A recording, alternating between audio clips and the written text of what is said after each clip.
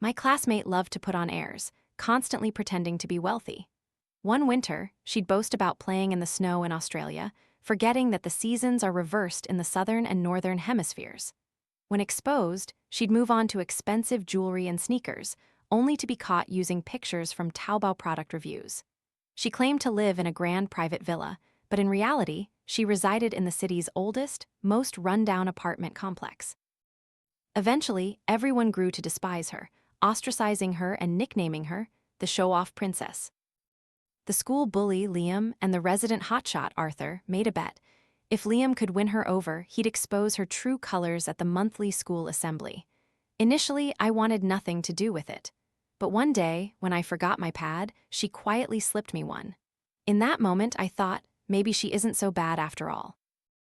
Early summer in Jiangcheng had already begun to swelter. The ceiling fan in our classroom spun relentlessly, emitting creaking sounds as it worked at full capacity. During the break between classes, everyone seized the opportunity to catch a quick nap. A few boisterous boys ran around the cramped hallway, occasionally bumping into desks. Those who were woken merely glared before slumping back into slumber.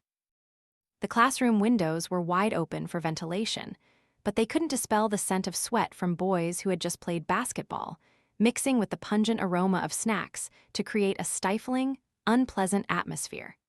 This summer seemed to induce drowsiness earlier than usual. The heavy, hot air made everyone feel as if they were holding back an invisible surge of irritation. Many students still had mini fans plugged into power banks on their desks, yet even these couldn't combat the oppressive heat. Sweat drenched our hair, fringes sticking to our temples. In the noisy classroom, Lynn, the class beauty, had once again begun to show off her new purchases. She scrolled through her phone's photo album, flaunting neatly arranged branded bags, expensive jewelry, and perfume boxes with sparkling designer logos to her self-proclaimed best friends. "My parents bought these for me. They're working abroad. It's just me and the maid in our villa. Even though I'm so rich, I still feel lonely." She held her head high, her neck straight, like a proud white swan. My phone vibrated continuously in my bag. I opened it to find messages from the class group chat, a group Lynn wasn't in. The group name was debating how far the show-off princess can go. I quickly scanned the messages, realizing that everyone in the class was actually looking down at their phones, not sleeping. Every word in the chat was a mockery aimed at Lynn. "This girl, she starts her act every break time." Last year, in winter, she even showed off pictures of playing in the snow in Australia, forgetting that the seasons are reversed in the southern and northern hemispheres. So ridiculous. Exactly, always saying she lives in a villa with a maid, but in reality, she lives with her grandma in the city's oldest, most run-down apartment complex. She's such a fake, but it suits her flirty face. If she didn't show off, how else would she hook guys? If she loves designer goods so much, why doesn't she just sell herself? I kept a poker face and turned off my phone. Lynn, beside me, seemed completely oblivious to the mocking gazes of those around her. She was so naive she couldn't distinguish genuine compliments from venomous sarcasm. The bell rang, signaling the start of class. The girls exchanged glances, a knowing smile playing on their lips. They reveled in watching Lynn continue her act, making them feel like powerful moral judges or self-proclaimed masters who saw through life a kind of noble enlightenment they had spun for themselves. In their hearts, they must have been thinking, "Look at Lynn, so foolish she can't tell what's real and what's fake. Putting on this act every day, how pathetic." I turned away, feeling utterly bored. Sure enough, in the chat group from earlier, Lily, the class monitor, had sent a message. "Everyone, stop scolding her. People like her must have had a very unfortunate childhood to turn out this way. Why bother discussing morality with an unfortunate soul?" After sending it, she decisively shoved her phone into her desk drawer, stood up, and went to check on something. Lily pushed up her glasses on the bridge of her nose, casually glancing at Lynn, a triumphant smile on her lips. I rolled my eyes in disgust. After school that afternoon, I remained slumped at my desk, not daring to stand up. My period had arrived, and I'd forgotten my pads. My face burned with embarrassment. I could only pray for everyone to leave quickly so I could sneak out. I was afraid someone would see the bloodstain on my blue PE uniform pants. If blood soaked through, it would create a dark, incredibly obvious mark. Teenage boys, simply seeing a girl hide a pad in her sleeve, were enough to make them snicker and mock, let alone a bloodstain on pants. Although it was just a normal physiological phenomenon, it made me feel like a stealthy thief. Every time I caught someone's unfriendly gaze, I felt like a layer of skin was being peeled off, an unbearable discomfort. Lynn hadn't left yet. She kept chatting, jumping from one topic to another. Jade, my birthday is coming up. Do you want to go out to eat with me? Jade, let's go shopping in a few days, okay? Jade, my grandma's noodles are delicious. I was in so much pain I couldn't stand straight. It wasn't until the last person in the class left that she took a pale pink pad from her bag. I'll go to the restroom with you, okay? Then I'll walk you home. She took off her jacket, wrapped it around my waist, then skillfully put my bag on her shoulder and took my hand, walking out of the classroom. The sunset cast its light on her face, her fair skin dotted with delicate freckles. The light filtered through the tiles in the hallway, creating alternating patches of light and shadow. She held my hand, walking through that shimmering light. For the first time, I felt my heart soften. A voice suddenly echoed in my mind, "Damn it, this girl is truly too sweet." Lynn rode her bike, taking me home. On the way, many people turned their heads to look at her. The wind billowed through her loose uniform, unintentionally outlining her vague but beautiful maidenly curves. A normal uniform, but on her, it looked exceptionally graceful. I couldn't help but say, "Lynn, don't show off your life to our classmates anymore." Just then, a car passed by, its horn drowning out my voice. She turned her head and asked, "Jade, what did you say?" I hesitated for a moment, then changed my words. "Nothing, thank you, Lynn." At the entrance of my residential complex, she dropped me off, then rode away. Coincidentally, Liam and Arthur saw this scene. Liam raised an eyebrow, his face full of interest. "Oh, isn't that your class's famous show-off princess, Jade? Why are you hanging out with someone like that? Be careful, she might trick you." They followed me upstairs. Right, we'd been childhood friends since birth. The three of us grew up together through thick and thin. If nothing unexpected happened, these two would probably stay for dinner tonight. As soon as I entered the house, I ran straight to my room to get clean pants, then locked myself in the bathroom. My mom was cooking in the kitchen. Liam and Arthur sat on the sofa watching TV. When I came out of the bathroom, they exchanged glances, then broke into knowing smiles. Although no one said anything, I still felt uncomfortable. My mom opened the kitchen door and told us, "Liam's and Arthur's parents are both away on business. You two can come over for dinner the next few days, okay?" Arthur immediately put on a docile act. "Yes, thank you, Auntie. Oh, Auntie, Jade has a stomachache today. Could you make her a cup of brown sugar ginger tea?" My mom heard this and praised him. Our Arthur is truly a good boy. He took the cup of ginger tea, raised an eyebrow at me, and smirked. "Jade, your Aunt Flo is visiting again. You girls really have a lot of relatives visiting every month." After saying that, he and Liam burst into laughter. I hated these kinds of jokes. Every time I got angry, Arthur would laugh and say, "Jade, can't you take a joke?" This time, I didn't bother to reply. He suddenly turned to Liam. "Liam, let's make a bet." Liam was curious. "A bet on what?" "A bet on whether you can win Lynn over. If you succeed and can expose her deceitful face at the all-school assembly, you win." Liam's eyes lit up. "Oh, and what's the prize?" "The limited edition sneakers you like, plus a lavish meal at the Tan Vin Kai restaurant. How about it?" Once the deal was struck, he asked me, "Jade, do you think Liam will win?" I snorted coldly. Boring. "Hey, don't you dare secretly tip off your show-off princess." I closed my room door, feeling incredibly conflicted. Liam and Arthur enlisted some of the boys in our class who played basketball to add them to that chat group, the one Lynn wasn't in. Then they publicly announced their bet in the group, wanting the whole class to know. They even set up a poll to bet on who would win. Liam flirting with Lynn? That girl is so money-hungry, I bet she'll offer herself up tonight. True, but young Master Liam will probably have to spend a lot. After all, she's a young lady from a villa with a maid, right? Every message in the chat group was a venomous taunt aimed at Lynn. But thinking back, she was only pretending to live a different life. She wasn't hurting anyone, yet she became a punching bag for everyone to vent their anger. Anyone could freely insult her, fabricating the most vicious words about someone they had never truly understood. Then they would pretend to be righteous, continuing to vie for the title of excellent student in the advanced class. If it were the old me, I wouldn't have cared, wouldn't have bothered to pay attention. But today, I suddenly realized Lynn wasn't some heinous criminal. She didn't deserve to be judged by others. For several consecutive days, Lynn was constantly watched by mocking eyes. Her seat was near the window. Liam occasionally walked past or secretly glanced at her, and immediately the entire class erupted in whistles and teasing. However, on Lynn's face, there was no sign of embarrassment, but rather fear and discomfort. Liam's image at school had always been that of a rough, cocky delinquent, a kind of school big boss. Being targeted by him never ended well. Under the desk, Lynn gently squeezed my hand, her voice sweet and timid. "Jade, I'm so scared. I don't know him at all, I've never interacted with him, and I certainly haven't offended him." Her pathetic, tearful expression was quickly captured by someone and sent to the chat group. Someone offered a plan to Liam. "Hey, why don't you stage a hero saves the damsel scene? No joke, some punks from other schools have been wanting to mess with her for a long time. Let them put on a show, maybe touch her a bit, then you appear like a god and save her. Wouldn't that quickly win her heart?"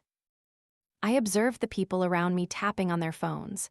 They were just high school students, yet I felt an invisible fear engulfing my mind. Normally, they were outstanding students, class officers trusted by teachers.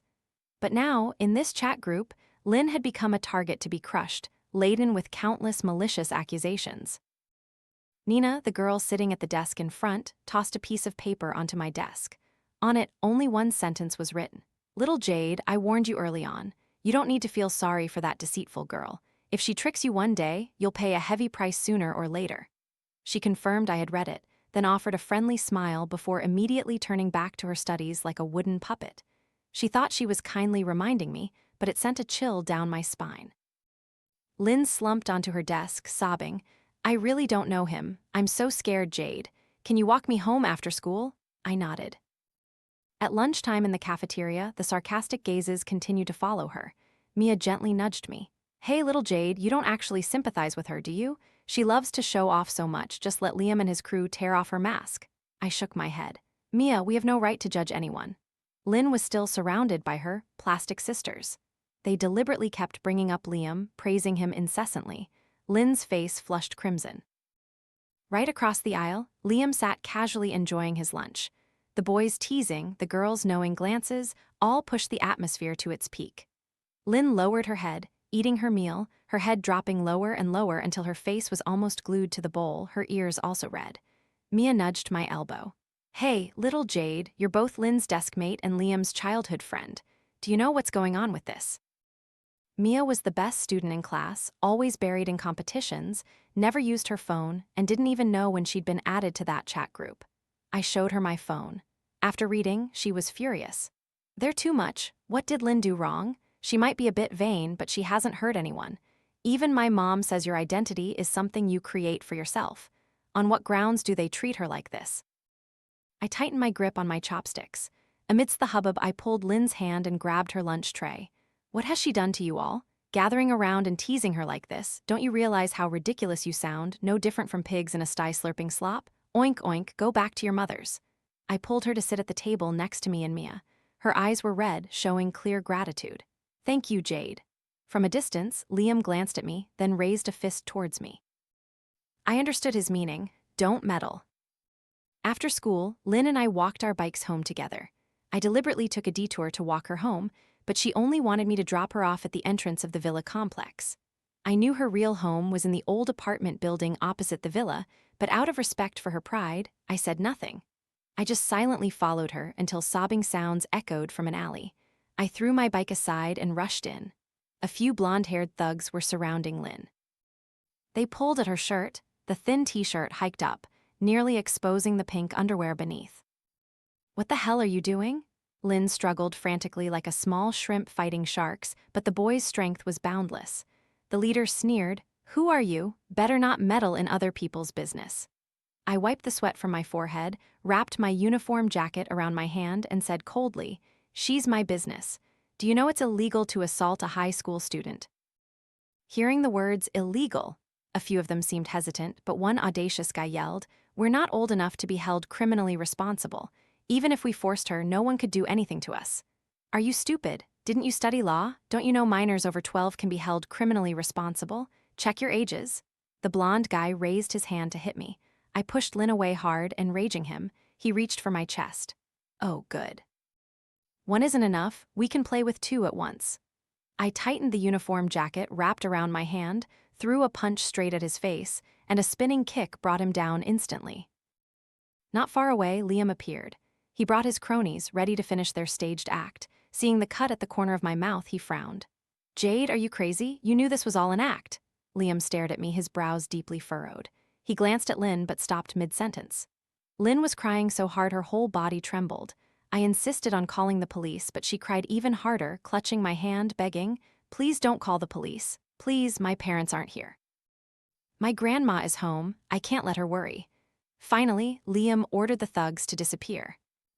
We stood there, watching Lynn's retreating figure disappear into the villa complex. Then Liam suddenly sneered, his eyes full of sarcasm. "What do you say if we just stand here? Will she dare to come out of that villa? It's obvious her house is the dilapidated apartment building opposite, but even after going through all this, she still wants to keep her lie." He narrowed his eyes, his voice a little mocking. "She really is." I wiped the blood from the corner of my lip, looking directly into his eyes. "Liam, is this really that important?" When we got home, Liam lied to my mother that the cut on my lip was an accident. My mother was clearly a bit suspicious, but ultimately didn't ask further. She had a night shift and had to work overtime. Only I, Liam, and Arthur were left in the house. When Arthur saw the wound on my lip, a flicker of pain crossed his eyes, but it vanished in an instant. He listened as Liam recounted what had just happened, then he, too, spoke up with dissatisfaction. "Jade, you clearly knew it was just an act." I pushed both of them out the door. "From now on, don't come to my house anymore." Through the closed door, I heard them both say in unison, "You're overreacting." I returned to my room and looked at my phone. I realized I had been removed from the chat group. I thought Liam wouldn't continue this, but a few days later, Lynn told me, "Jade, Liam and I have become closer recently. I must have misunderstood him before. He's actually really nice. He buys me bubble tea, invites me to movies, and gives me expensive gifts. I think I might like him a little." He even told me that he used to walk past my seat every day just to get a glimpse of me. "Jade, what do you think? Should I agree to be his girlfriend? From friends, then slowly to lovers, then we'll get into the same university and date forever." Sitting behind me, Ethan, a close friend of Liam, smiled. "It's only natural that our young master Liam likes a young lady." Lynn didn't wait for my answer, deciding for herself. "Okay, I'll agree then. He's your childhood friend, right?" "If I agree, then we can all be good friends later." She happily skipped to the classroom door next to ours. Just as she smiled and told Liam she agreed, Mia showed me her phone. In that chat group, everyone was cheering and celebrating. Mission 2 easy. If I had known, I would have made my move earlier. Winning Lynn over was so simple. What a shame I didn't try sooner. And the moment Lynn turned her back, Liam sent a message to the chat group. "Mission 50% complete. At next month's student assembly, I will definitely expose all her lies in front of the whole school." Everyone tried to stifle their laughter. Summer in Jiangcheng was stifling. Dark clouds had gathered all day, finally unleashing a heavy rain. The humid air carried a slight coolness into the classroom. Nina turned her head and tossed me a piece of paper, then quickly returned to her stiff-backed posture, continuing her work. The rustle of pen on paper was incessant. My mood was a bit unsettled. I opened the paper. On it were just a few lines. "Little Jade, I advised you early on. No need to pity some people. Perhaps that's their fate. Instead of carrying karma for others, better to do a few more math problems."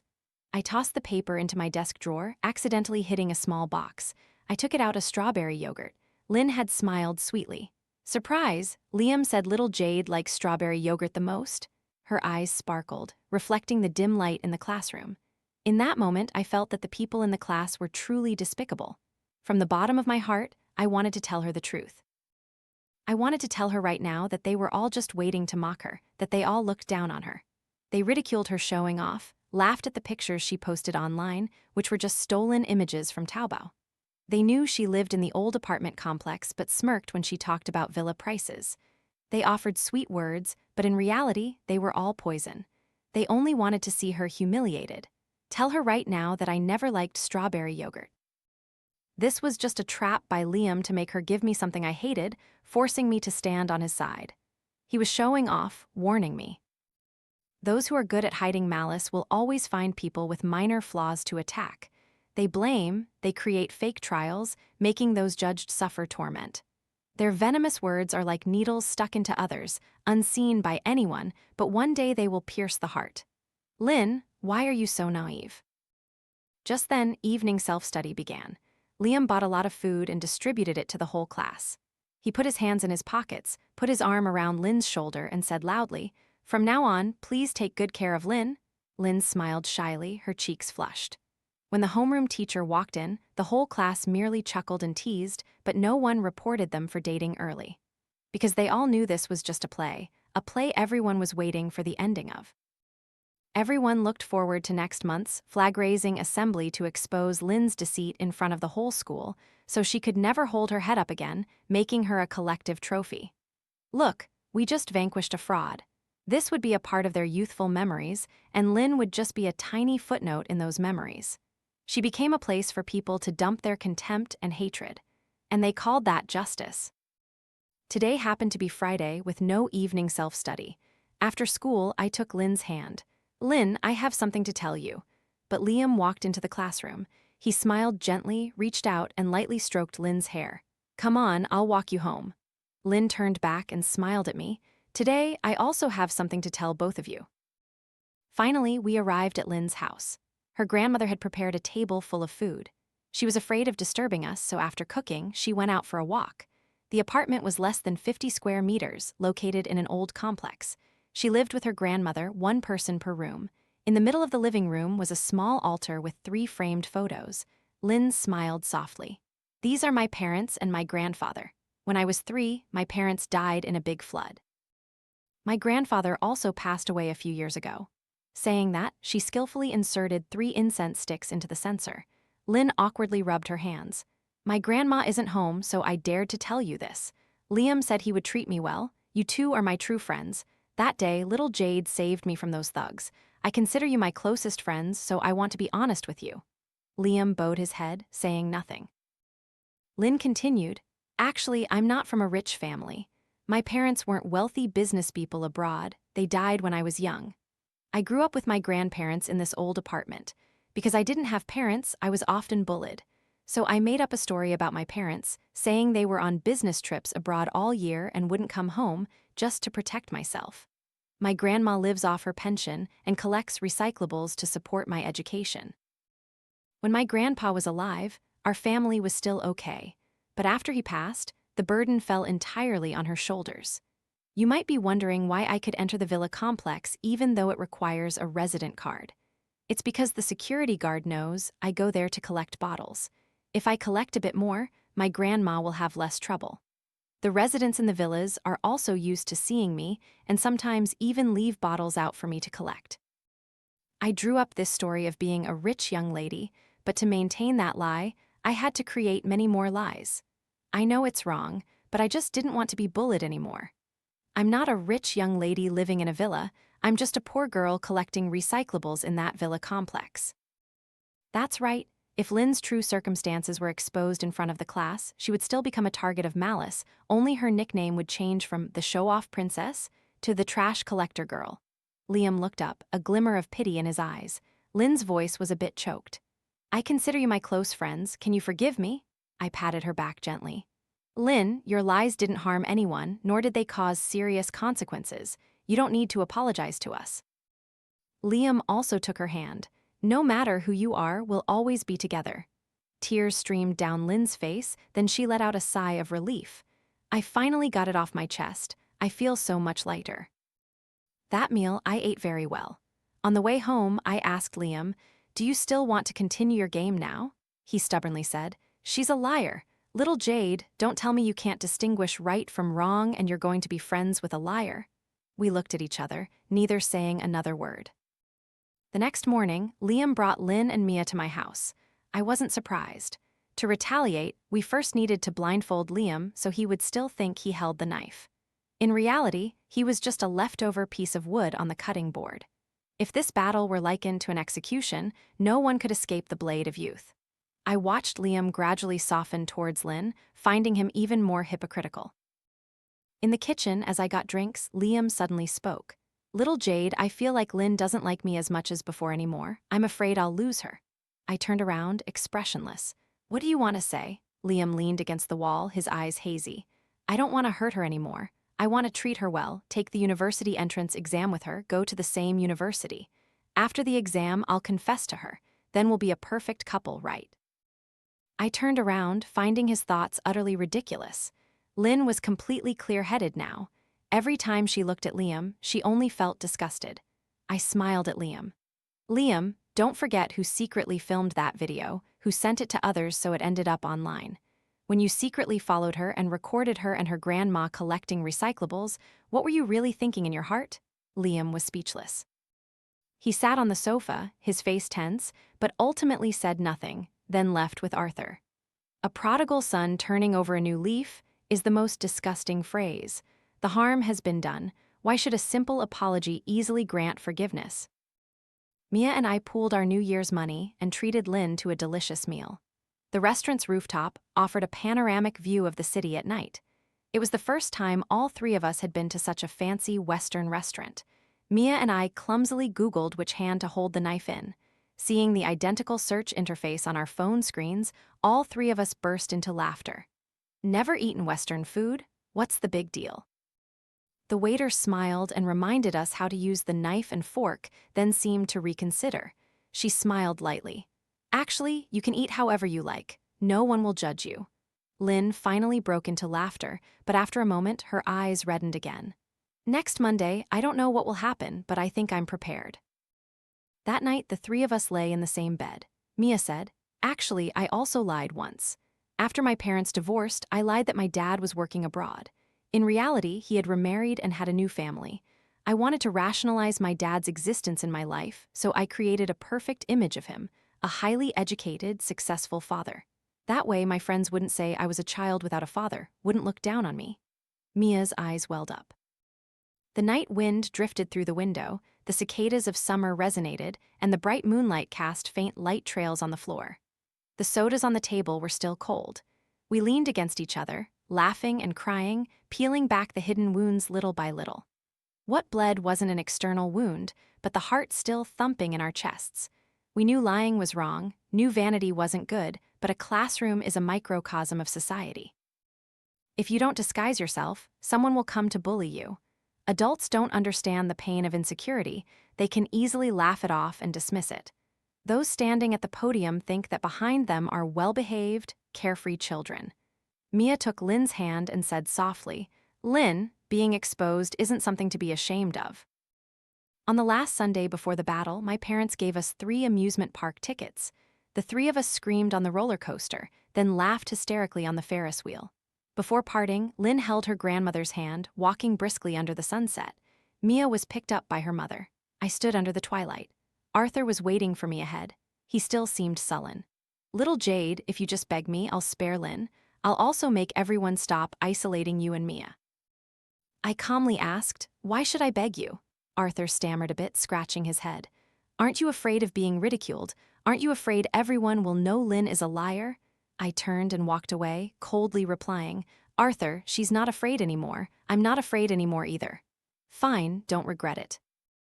Monday, today Liam's class was in charge of the speech for the monthly flag-raising assembly. I watched him, dressed in his neat uniform, holding his speech, walk onto the podium. From the adjacent class's line, Arthur deliberately winked at Liam. Static from the microphone crackled, disturbing the atmosphere. Liam gently tapped the microphone once, twice, 3 times thump, thump, thump like a countdown. Finally, I used my personal account to post all the screenshots of the chat group onto the school forum, along with an edited video summarizing the entire incident. Liam's messages to Lynn, along with his words in the group, were placed side by side for comparison. Below the school grounds, the crowd still didn't know what was happening. Cold sweat dripped from Liam's forehead. Below the podium, the mocking crowd yelled, read it, hurry up and expose that girl. Liam, if you don't dare to read it, you lose the bet with Arthur. Mia and I ran from the back of the line to the front. Lily blocked me. Jade, don't embarrass our class. I pushed her hand away, rushing straight to the podium. Mia took out her phone and started filming. I snatched the microphone and the speech from Liam's hand. The teachers tried to stop me, but the allies Mia and I had gathered beforehand suddenly appeared from all directions on the school grounds, surrounding the teachers and even the teacher in charge of the microphone, blocking their audio signals. I held up the speech and began to read loudly. Dear teachers and fellow students, today I will expose the most disgusting liar in this school. A fraud, a cheat. The entire school grounds began to buzz.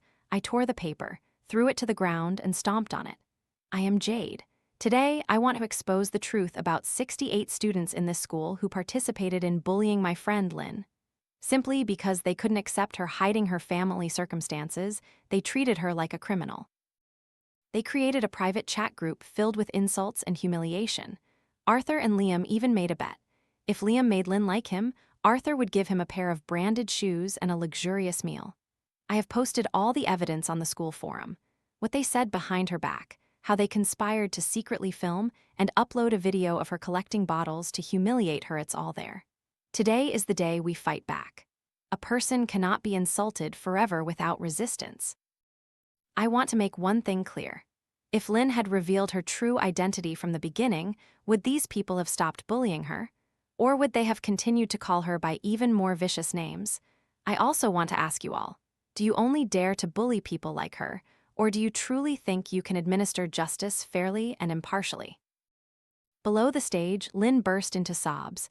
The teachers picked up their phones to look at the posts on the forum. The more they read, the darker their faces became. The principal's face was livid. Jade, if there's an issue, let's resolve it during the break. Don't make a scene, it won't benefit anyone. Students with phones began to secretly lower their heads and read the forum. From their eyes, looking towards our class, there was contempt. What did they see on the forum? Obscene language, baseless rumors, a collective conspiracy to trample a girl's dignity. They called that justice. I suppressed the stinging in my nose, gripped the microphone tightly, and continued. I am Jade, a student from class 11-3. On March 11th, I once lied. Because my grandmother was illiterate, I lied that she was a university student just to feel that I wasn't inferior to others. Mia took the microphone. I am Mia, a student from class 11-3.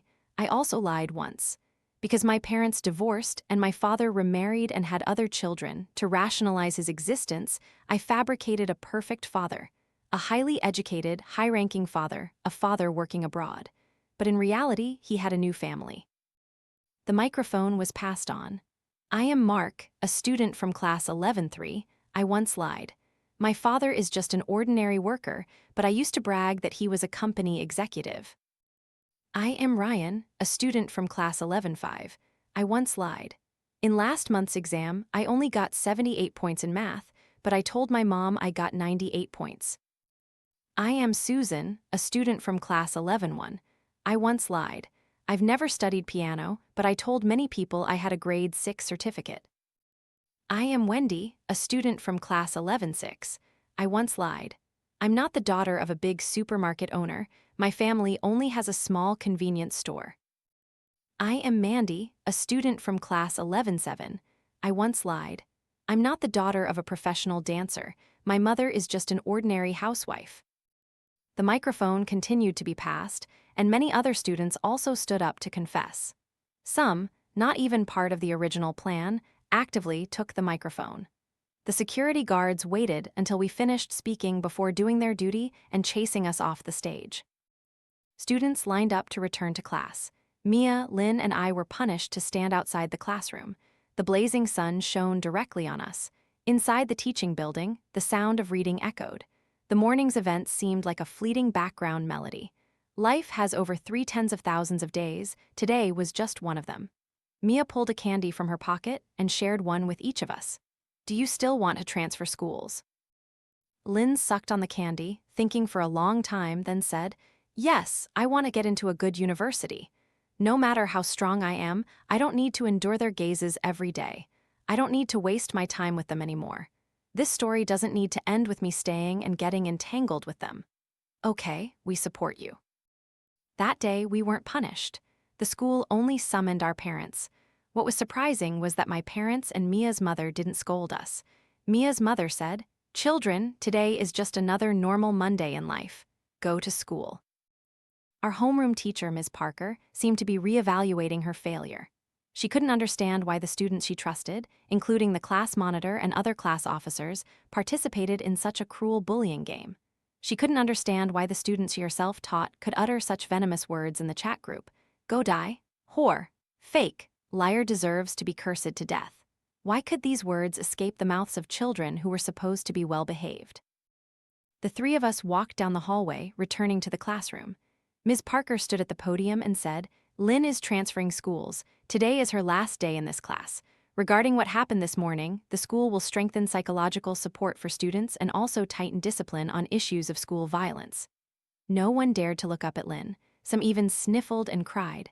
I couldn't help but say sarcastically, Cry. We also cried a lot.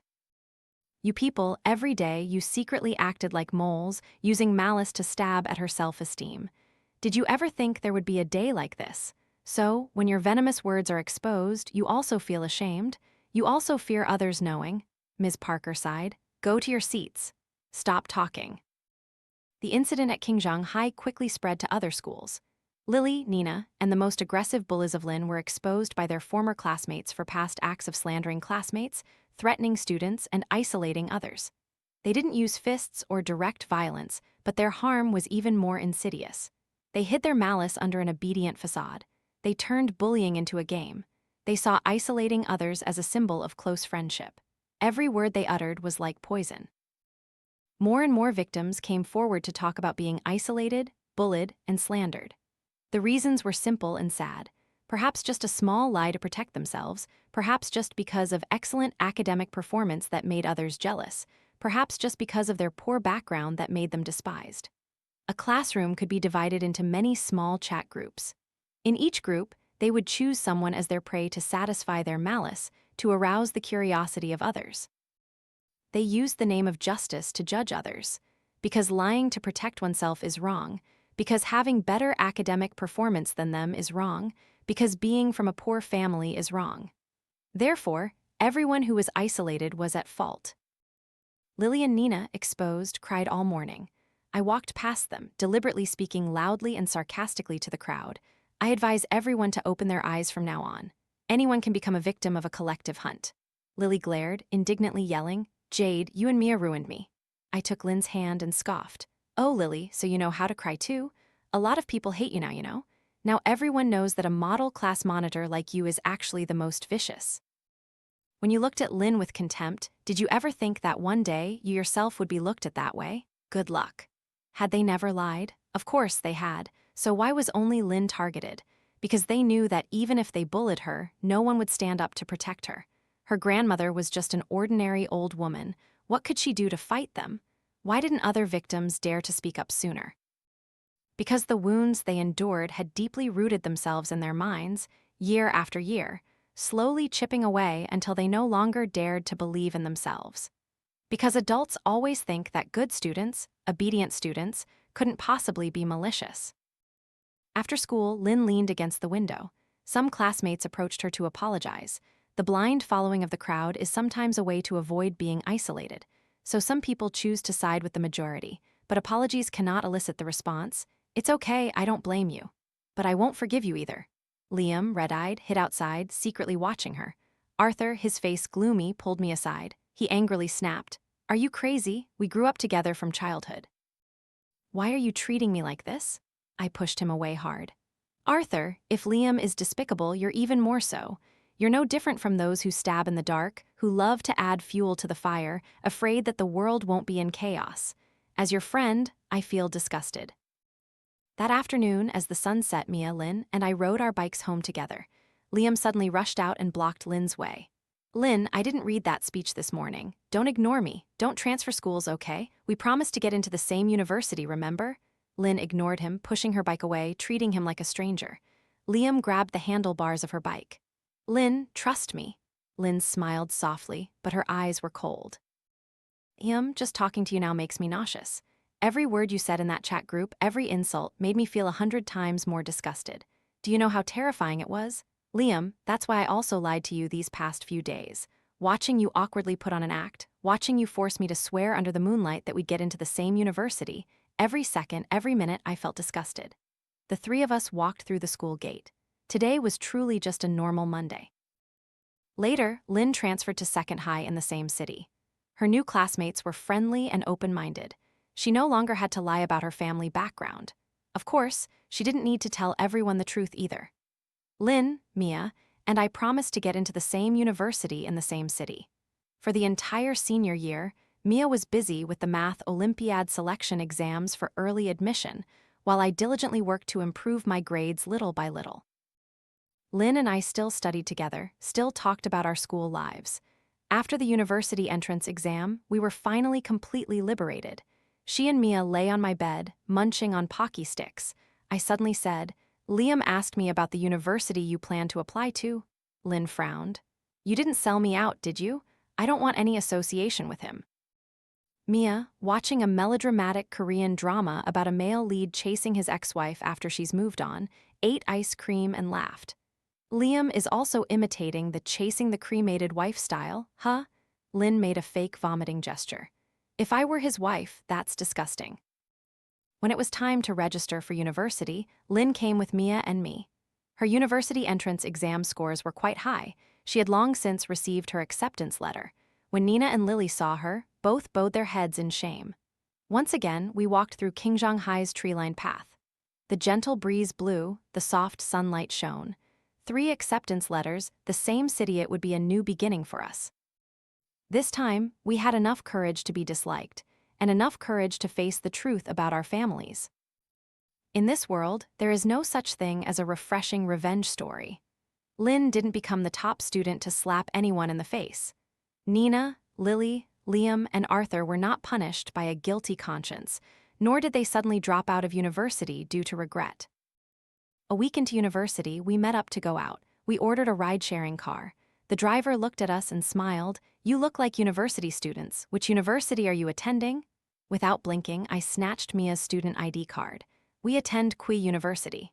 The driver was astonished. "Kui University? You're all so smart." The 3 of us burst into laughter as we walked out. Our identities are what we choose to make them. Epilogue, Lynn asterisk. My name is Lynn. After entering university, the shadow of high school gradually faded. My university was near Jade's, and she was like a little son, often bringing her roommates to eat with me. Gradually, our 2 groups of roommates became close friends. In my 3rd year of university, before I went to study abroad, Liam came to City B to meet me once. Jade didn't know about this. With her personality, she would surely be furious. But I was no longer the weak Lynn from before. I could handle these troubles on my own, without bothering my best friends. In a fancy Western restaurant in City B, looking at the knife and fork on the table, I suddenly remembered that dinner years ago. That year, Jade and Mia used all their New Year's money to treat me to Western food. At that time, we still didn't know which hand to hold the knife in, still secretly Googled under the table, still pretended not to know so no one would be embarrassed. At the time, I thought they didn't know, but in reality, I heard everything. I looked out the window, then turned to ask Liam, "What do you think, should I hold the knife in my left hand or my right?" Liam was confused by my question. "What?" I smiled softly. Back then, Jade and Mia took me to a Western restaurant on the tallest revolving building in City C. You know what? They thought I didn't know how to use a knife and fork, but actually I heard their entire conversation. Liam was silent. "Jade is a very good person." I nodded in agreement.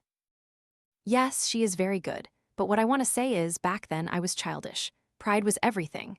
Now that I think about it, I feel both naive and pitiful. I used lies to put myself on par with you all, to feel like I wasn't inferior to anyone. At that time, no one taught me how to face insecurity, how to face the differences in my family." Liam looked a bit awkward. "At that time, we were wrong, Lynn. I raised my hand to cut him off. "No, Liam, let me finish. Later, Jade's mother once told me that everyone needs time to grow up.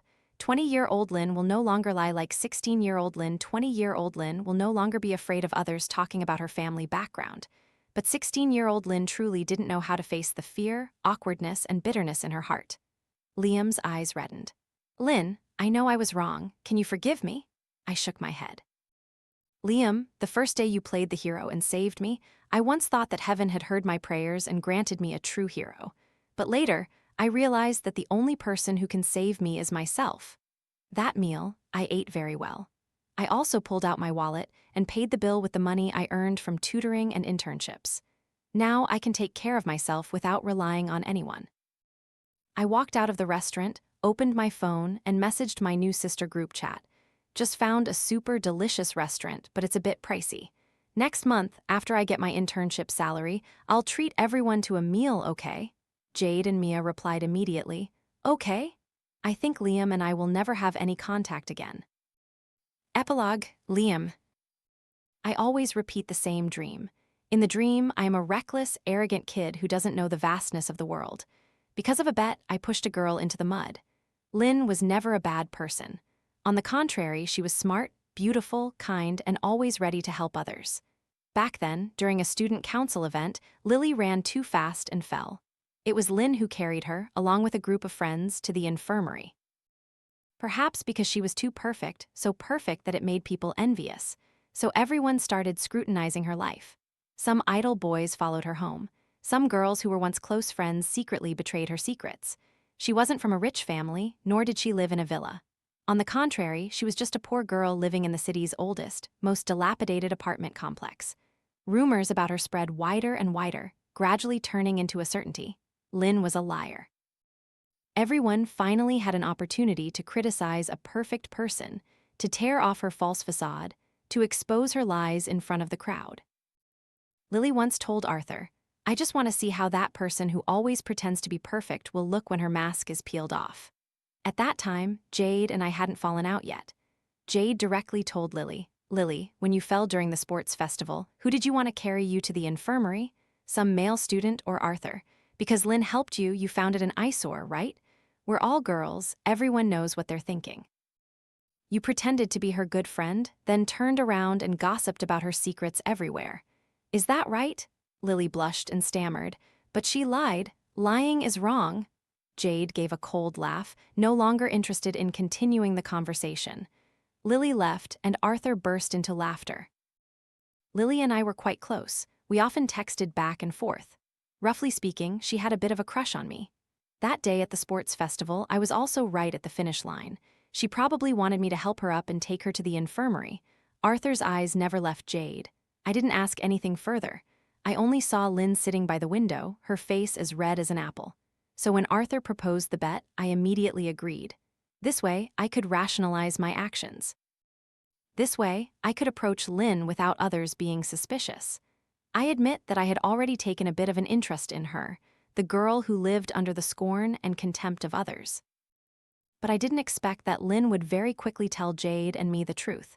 She revealed her true self to us, yet I remained stubborn, headstrong. "She's a liar, isn't she?" Jade asked me. "Is that really that important?" I stubbornly replied. "Jade, you're not really going to be friends with her, are you?" These words weren't just for Jade. I was asking myself, at what point did everything go too far? My mother knew about it, but she just laughed and told Jade's mother that children are just playing around with each other.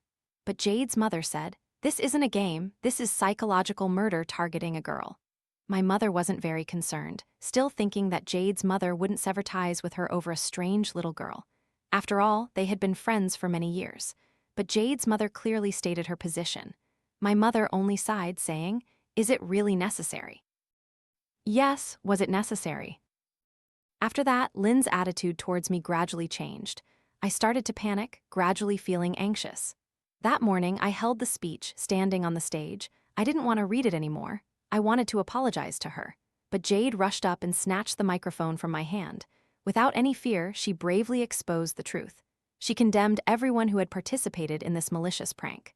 I could only stand there, watching everything unfold before my eyes. In that moment, I felt relieved because Lynn could still live a good life. But I also knew that she would never forgive me. After hearing that she was transferring schools, I panicked. Arthur was still laughing. "Liam, do you really like a liar?" I looked at him and replied, "Arthur, how can you be so cruel?" He blinked, smiling lightly. "Liam, don't pretend to be a good person. You're no more innocent than I am. We're all the same. Jade will never look at me again, just like Lynn will never look at you again." After the university entrance exam, we each went our separate ways. I never saw Arthur or Jade again. Only once, Arthur, drunk, sent me a voice message. His voice was choked. "Liam, I was wrong, I was wrong. I just wanted Jade to pay attention to me, so I did those bad things." Before hanging up, I told him, "You should apologize, but not to me." Before studying abroad, I gathered all my courage to meet Lynn again. She had changed. She was more radiant, more confident, stronger. I asked her, "Lynn, can you forgive me?" She smiled and shook her head. "The first time you played the hero and saved me, I thought that heaven had granted me a savior. But later, I realized that the only person who can save me is myself. I will forever regret, forever remind myself of my own wickedness. Memories will never disappear. They can only erase the person I once was, and that is the price I have to pay."